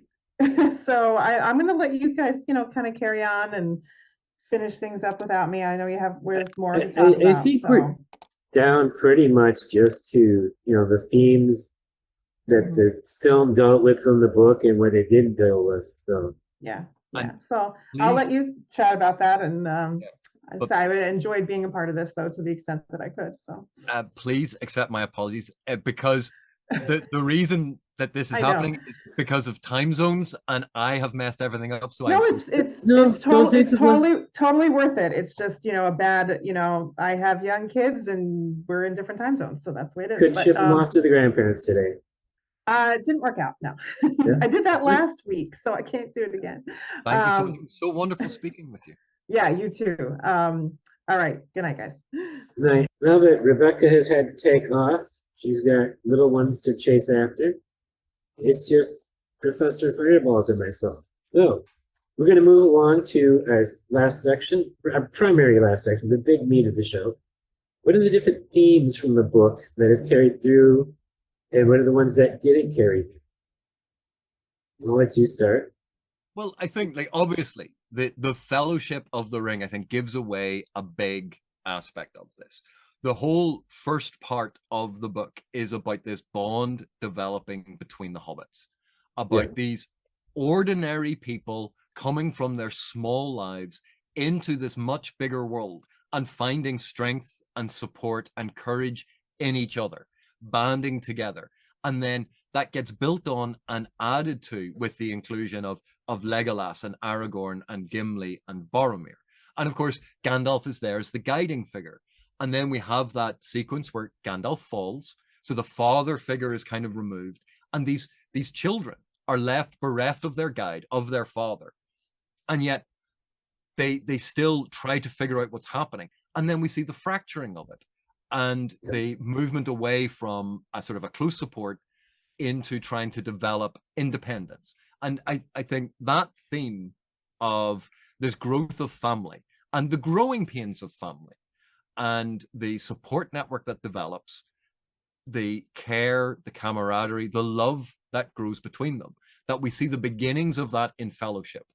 And obviously that is continued on and developed far more fully across the entirety of The Lord of the Rings. I mean, it is one of the big central planks, I think, of The Lord of the Rings, is that it's this growth of love, comradeship, the bridging of divides, learning to rely on each other. That we flippantly refer to it or facetiously refer to it as the found family trope. And it actually, sometimes I think that does it a disservice because it is something that goes beyond just a trope. It is something deeply ingrained into humanity, this feeling of finding your tribe, finding your clan, finding your family, finding your place, but learning to grow as an individual in it, learning to work with others in it. And Tolkien explores that all the way through. So the foundations for all of that, I see in the Fellowship of the Ring, both in the book and in the film. But in the film, it's not necessarily curtailed or shortened. It's sort of thinned and compressed slightly. It's not quite as deep. It's not quite as satisfying. And part of that is the excision of the forest and Old Man Willow and Tom Bombadil and the Barrow Downs and the contraction of the Bree episode. Like all of those things, because they are removed, those were all about the bonds between the hobbits. And now the hobbits are much more childlike to the adults. And so it changes it slightly into the children of who are the hobbits growing up over the course of the films. And so it's a slight difference. I think Peter Jackson even knew he was pulling away from showing them bonding, becoming, a found family, to use the term, a group, because it seems like he tried to make up for it by showing them at the bar in the Shire. There's them singing, drinking, dancing. I don't think he was able to put in as many scenes as he would have liked for something like that. because he was, for the same reason why he took that stuff out, those stuff in the book out, because you needed the squish. I actually put it down as I put it down as uniting for a common cause, which is related, I would say. You've got the council, meeting, that disparate groups. I mean, the elves and the dwarves are not supposed to be liking each other. The book's not nearly as antagonistic as they are on the show, in the movie, which I noticed. I hadn't noticed how it wasn't nearly as nasty between Gimli and Legolas. Yeah, but at the same time, when we have Gimli entering Lothlorien, and it's, well, Gimli has to be blindfolded, and Gimli objects to this, and it's, oh, but we're not going to let a dwarf in to see this. We see that racial tension, and of course, Aragorn comes up with a compromise.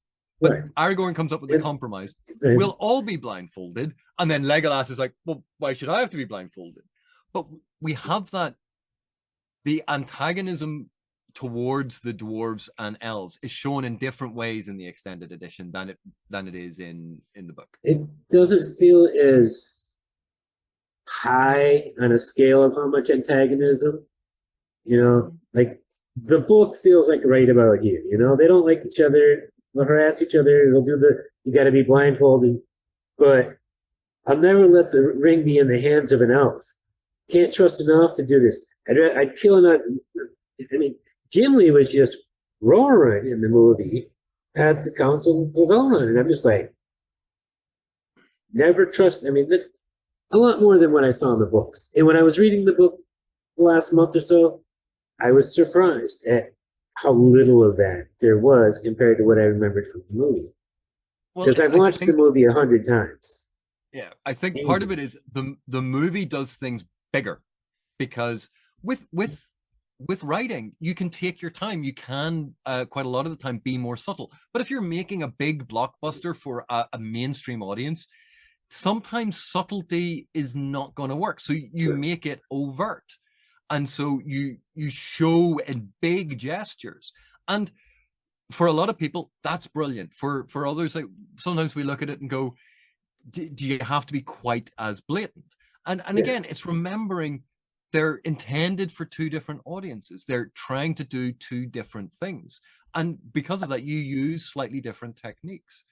But I think you raised a really interesting point there, connecting that, coming together in a common cause, but looking at it in terms of the rise of a common enemy and the bringing together of these nations, these groups, these clans, these tribes, these peoples, and seeing a common cause, that we get the great grand generals coming together, the great men of history.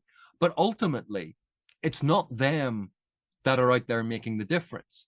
It's the common folk, hobbits. It's the representatives of these peoples going out there and doing it. Because the great generals aren't on the front line. Right. They're all sitting around the table making the decision. That's Churchill and Roosevelt, making these decisions around the table. But it's the people from the villages, from the Shire. It's the people from the cities like Gondor. They're the ones going out there and doing it.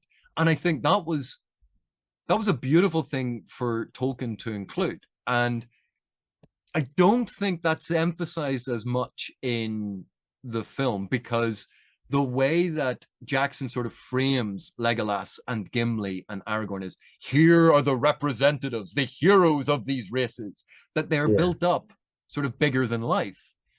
But I think the way that Tolkien tried to show us was, no, these are the people coming together. Yes, Aragorn has a lineage. Yes, Legolas has a lineage. So does Gimli. But these are the people going out there and doing it, not the generals. And we see that the discussion of the wise. Boromir criticizes them. Oh, the ring, these wise elves, half elves, and wizards. He criticizes them, going, but real men, the people that we need the power to fight the enemy. You see that earnestness of desperation, of wanting to do good, and the utilitarian approach of, let's take this power, this gift that the enemy was going to use against us, we can use it against them. And that earnest desire to do good. And we see all of that conflicting, quite persuasive, but ultimately misleading arguments, because we know how the ring will corrupt. We know how the power will corrupt people, how it will be misused. We've seen Gandalf turn it down. We've seen Galadriel turn it down. We know that Aragorn has turned it down. They all recognize it. And so there's that wonderful tension that gets developed. And I think, again, it's more subtly explored in the book, but I think it is there in the film. One that when I was writing it down, I couldn't help but write down a little joke that I called it, "All that glitters is not gold." Basically, appearances can be deceiving. And you find it everywhere in this book. I mean, from Aragorn looking like a ruffian on the road, but he's really a king. You know, the One Ring, it's the simplest, plainest of all rings. Yet it's more powerful than the ones that were all fancy with stones on. I mean, I had all the hobbits. The hobbits. They're the ending. They are the least of people, the least physically imposing, and yet, you know, they are true-hearted. They are the strength of character, their purity, their innocence, their desire to do good. Like all that glitters is not gold. That understanding that you don't judge a book by its cover. Boromir looks full of strength, and yet he is the first of the Fellowship to crumble. Yeah. You know, these are all the frailty of desperation it is. But the frailty of man, and it's something, obviously we're not talking about Return of the King, but what they did to Faramir still grates about that. But we can see how Tolkien was addressing these things in different ways, that he had these central themes, these different ideas that he was looking at. The danger, the lure of power, the danger of desiring for the means to be justified by the end. And when the ends justify the means, that's when that ends up being misused. It leads to tragedy. It leads to destruction. And he can see all of these things. I think one of the big themes of the books that Jackson places nods to, but ultimately shies away from, is a lot of the environmentalist and anti-industrialist, almost anti-capitalist aspects that Tolkien had in the novel. Those things are certainly, elements of it are present, but they are toned down. They're not the focus of Jackson's story. Jackson doesn't pay a lot of attention to these things, and they're kind of missing. No, it's not that there aren't sequences that involve it, but never to the same extent that Tolkien had. Those scenes at Isengard, when the orcs are tearing it down and building the mines down there. Design-wise, effects-wise, I always found it pretty cool looking. It's terrible watching the trees go down, but I'm like, yeah, I can imagine the orcs doing that. It totally seems them. One of the big ones that just keeps coming up over and over and over, and it continues through the books, from what I remember, is fate or free will. And it's kind of divided in this book. And the movie plays it a bit, but I mean, you get Gandalf saying, you know, you can only do the best that you can do, best that you know how. Which is kind of like saying you got free will. But then Gandalf's also talking about, Bilbo was meant to find the ring. And in turn, you were meant to find the ring. That sounds like predestination. I think I would interpret it slightly differently. I wouldn't frame it in terms of predestination and free will. I would frame it very much in terms of these powers trying to affect the world. And you had a power for evil, that the ring was trying to get back to its master. It was trying to manipulate events, that you have almost this satanic force trying to affect the world and influence the world. And in opposition, you have a force of light, a divine figure that is working through these agents to try to counteract what the shadow, the darkness is doing. But the agents have to choose. The agents have to be able to choose between the darkness and the light. That free will is still with them. Bilbo, yes, there was an opportunity to pick up the ring. And Bilbo could have used it for far more evil, but he didn't. And then in order to try and do that, yes, there was a push from the light so that Frodo has it and Frodo could go on this quest. But think of the number of times that Frodo was tested. And every time, Frodo could have failed those tests. And he did. Early on, he fails the test. At the end, he fails the test. But everyone has these opportunities. It's the devil on one shoulder, the angel on the other, whispering. These are the ways forward. Which are you going to choose? So you can choose to see it in terms of predestination and it is fated and you will do this. Or you can choose to see it that both sides have a desire for where they want you to go. But you still have to choose. Okay. Yeah, that's always been one of the big questions. Even then, I think one of the themes then is the consequences of your actions, the repercussions. So the dwarves delved too deep. Their avarice, their greed sent them deeper and deeper in pursuit of Mithril, and they unleashed the Balrog. They unleashed their own destruction. So their greed caused their fall. Like, I know Tolkien is not direct allegory. And I don't think anyone should read it as direct allegory. But you cannot overlook or ignore those Catholic aspects to a lot of Tolkien's storytelling. And yeah, he believes in the divine figure. Even when he talks about subcreation and the idea of the author creating this world as a sort of divine act and putting these things in place. Like that Christian element, particularly Catholic element, flows through the entire narrative. And I don't think we can overlook that. But like all of these stories, the choice is offered. And if you go through door A, you're going to end up in evil and Sauron's going to win. Door B, it's going to be pain and suffering, but Sauron will be defeated. Okay, so these are your two paths, but you still have to choose. Yeah. You still have the free will. In this, it's not always a simple binary. Like when they're trying to choose the way forward and they're weighing up the pros and cons. Do we go too close to Isengard and to get to the Gap of Rohan? Do we go to Moria? Do we go over the mountain pass? You have multiple paths, and every path has decisions all along the way. It's not simplistic. It's not a simplistic binary. If it was just a simple choice where someone went, are you going to do the good thing or the bad thing? And you knew it very clearly, this is the good one, this is the bad one. You go, well, I'll just choose to do good. Thank you. No, this whole free will thing. Unless they saw perks in the bad one. But the problem is, when you're in that moment, you don't know which the good one is and the bad one is sometimes. Like, even Boromir's choice about the ring, and we look at it, he's been told by all these people, using the ring is bad. And he's going, but why?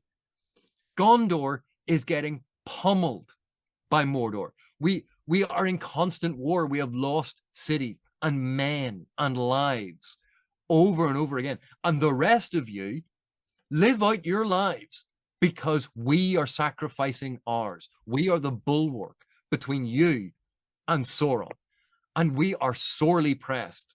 And you're telling me we have access to this thing that we can defeat him. And you're saying, oh, no, we shouldn't use it because it'll kind of be bad. Do you know how many of my friends, my family, my loved ones have died protecting you? And you're telling me I can't use this, that none of you will have the courage to use this to defeat Sauron? Like, when you look at it from his perspective, it's insanity. Yeah, they're extremely desperate, and so is he. And I think that's what the ring latched onto. It's his desperation.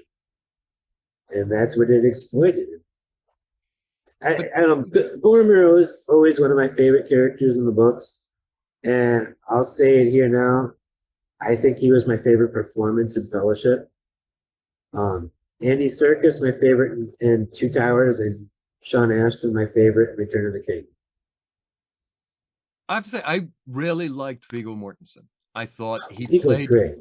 I thought he played a nuance to Aragorn that I thought was wonderfully done. That he was both believable as a ranger and as a warrior, and as the soft elven poet, sensitive soul type, sitting there reading his book of elven poetry in the soft garb. The recasting of Aragorn with Viggo was a brilliant move. It was, I can't imagine anybody else having pulled that off. He could have had any kind of career after that movie, after that trilogy he wanted. And apparently he has. You know, he didn't want to be a big superstar. From everything I've read about him, that's just not his makeup. You know. But, you know, Ian McKellen and Christopher Lee, both stunning in their roles. That, you know, trying to make Saruman is, I think, is a wonderful character that is so easy to make into a caricature.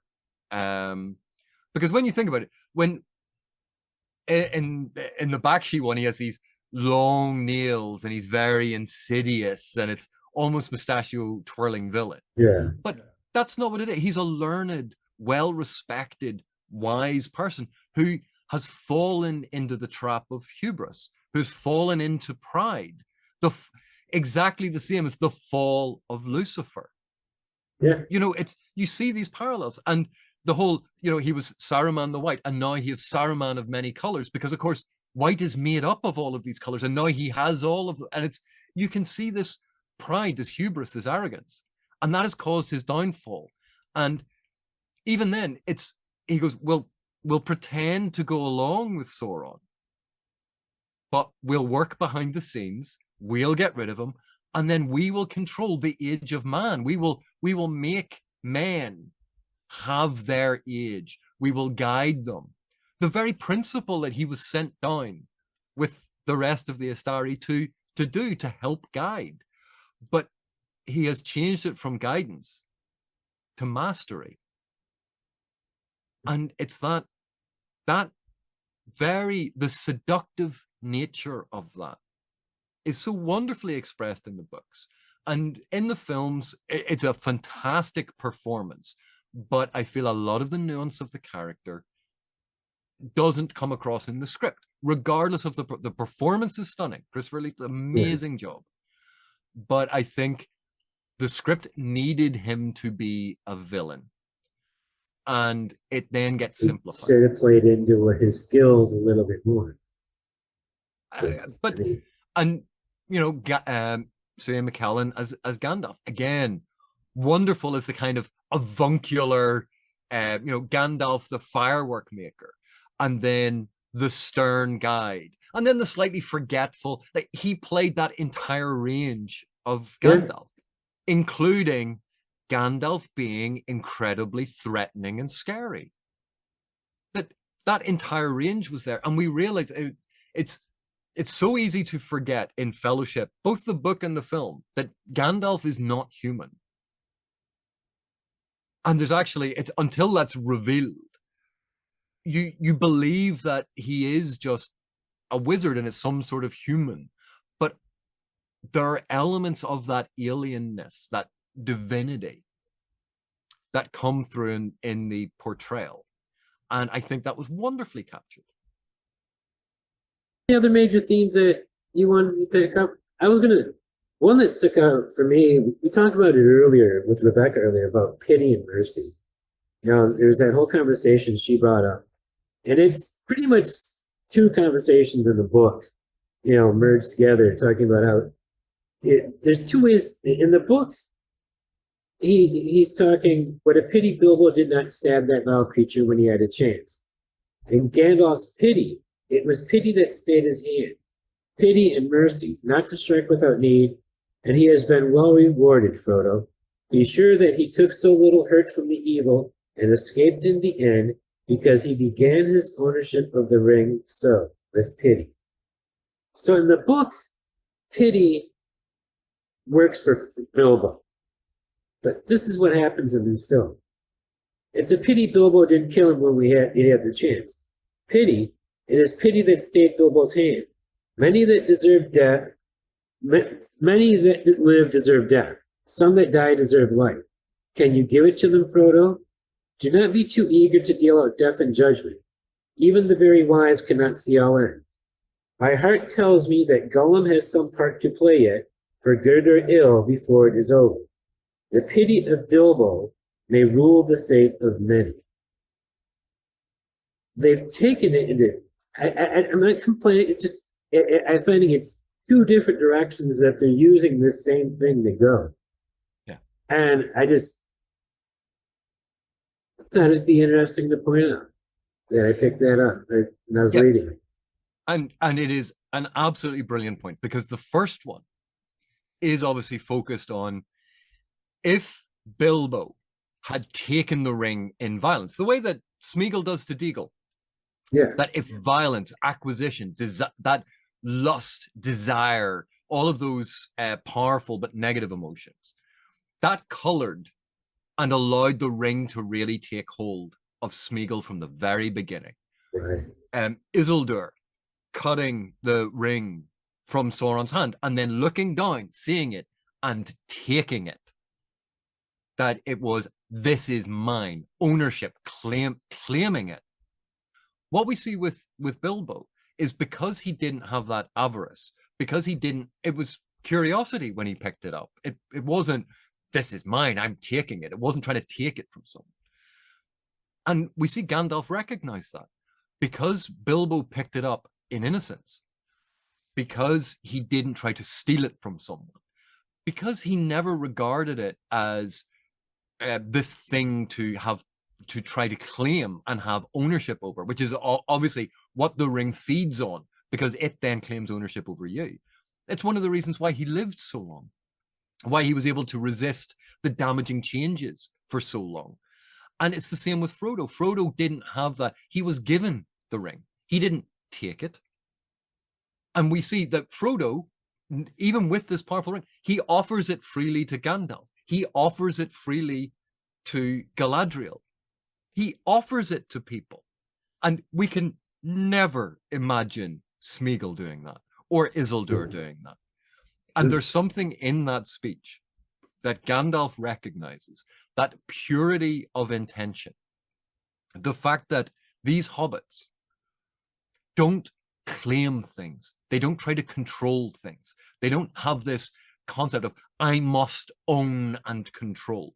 Because of that, there is a purity and a strength to their character and heart.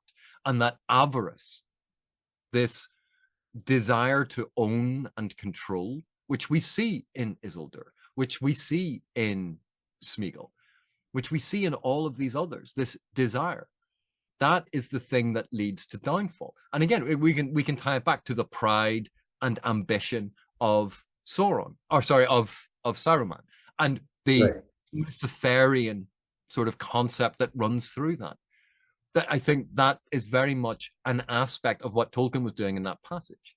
But in the film, it's foreshadowing for what's going to happen in Return of the King. Okay.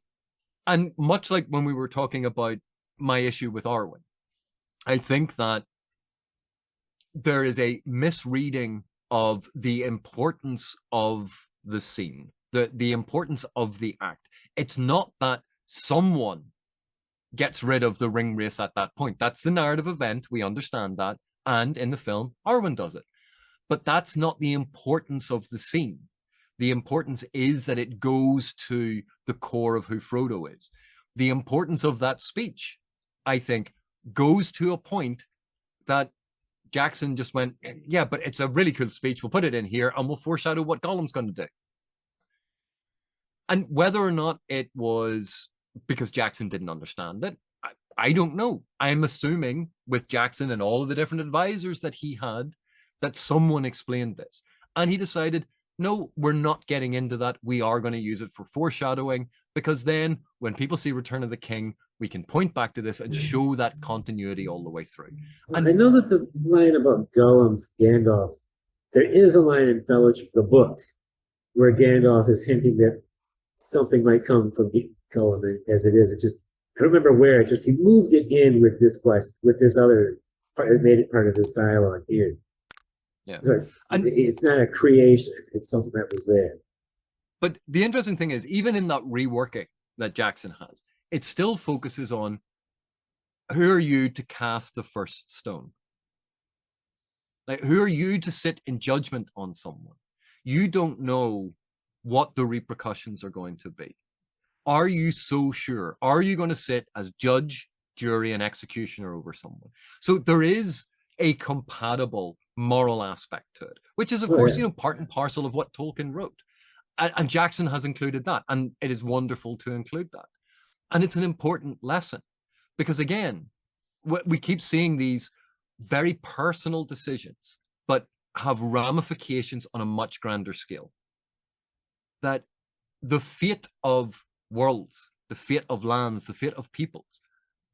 Yes, there are big events that resolve these matters, but those big events are made up of little events, and those little events are made up of decisions by the people involved.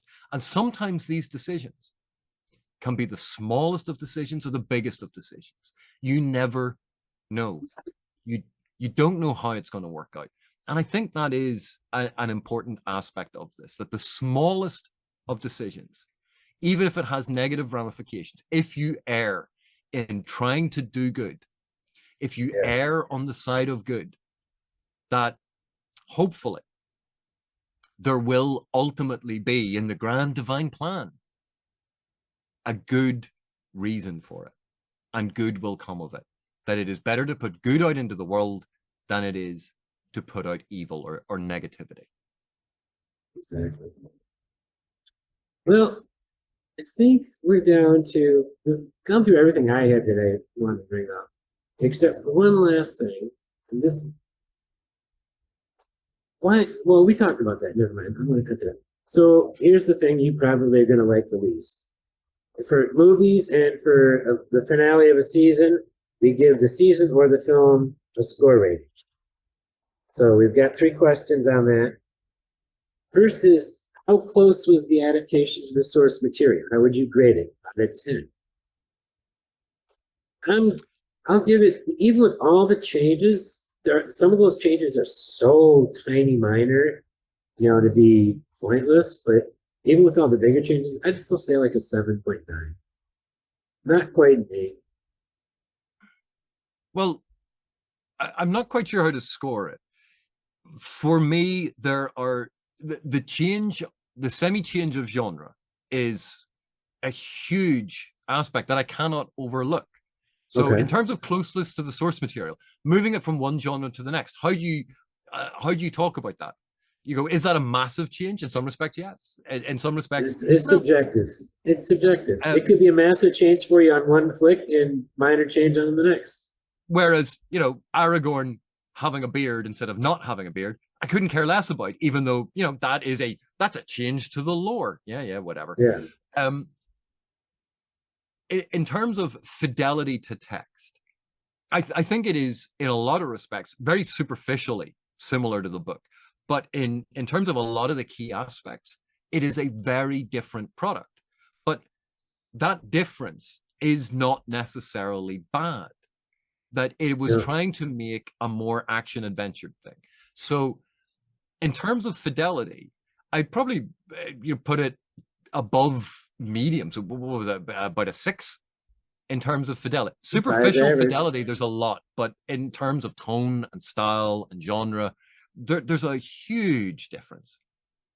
The next one's a little bit of a challenge. If you could put yourself in the mindset of never having read the books, how do you think you would have created this movie? Oh, it's an excellent film. Yeah. I don't even, that's not a difficult one. The book is the book, the film is the film. Like they're completely different. I don't have a problem with that. That's fine. So Yeah, like I would give it easily like an 8 out of 10. I'm a bit higher than you. This is one of my favorite movies, 9.5 out of 10. My But favorite that's movie, my favorite movie is the Lord of the Rings trilogy, extended edition, edited together as one film. but you Just see, and we talked about this in the break that I preferred the cinematic release in terms of a movie because a lot of those additional scenes that while it developed the world more, I think a lot of those extended edition scenes and the additional aspects that get added in, that is for someone who loves the book, who wants to see more of the book on the screen or different ways of saying it. But I actually think it hurts it as a film. And if that had been shown as a okay. film, I would have Yeah. felt a lot of those, particularly like the scene with Aragorn with the 4 short swords that suddenly brings into question why, and it introduces things that don't need to be there. But the cinematic release, I would actually rate higher than the extended edition in terms of a film to watch. In terms of trying to understand the book, the extended edition is better than the cinematic release. But again, you still go back to the book because the book, the text is the thing. So because you asked me about the extended edition, that's why it's an 8. But the cinematic release would have been higher. That's fine. I can understand that. I'm a little flip on you. I do prefer the extended, obviously. I love the theatrical versions. I've seen them. Between the theatrical fellowship and the extended fellowship, I'm over 100 times. It's the one movie I've watched more than any other movie, including Star Wars: A New Hope. Now, I've watched the Star Wars movies combined way more times than Lord of the Rings, but that's just another story. And our last question, I think I know where this is going to go. How much you enjoyed the movie with the changes that you got? Or would you rate that in with the meld that in there with the other? And that's the thing. If, I would look at it like I enjoy the film. I like the film. It's when you put it up against the book. If you do a direct comparison between the film and the book, I'm always going to side with the book. The book is the thing that I fell in love with. The world of the book, the characters in the book. The film, no matter how well it is done, is never going to live up to what the book created in my imagination. And the film has a beautiful score and it has these wonderful special effects and it has fantastic acting. But it's never going to live up to what's in my mind. And the changes that were made, it changed the genre of the book into a different both medium because it was a film, but a different genre. It became action adventure. It was more more adrenaline and hitting things and exciting and okay, like that's fun. But to me, that detracts from it. But it's a different experience. And I love the film for providing something that is different. If it had just been the book again, I go, well, what's the point? I have the book. I don't need the book again. I have it.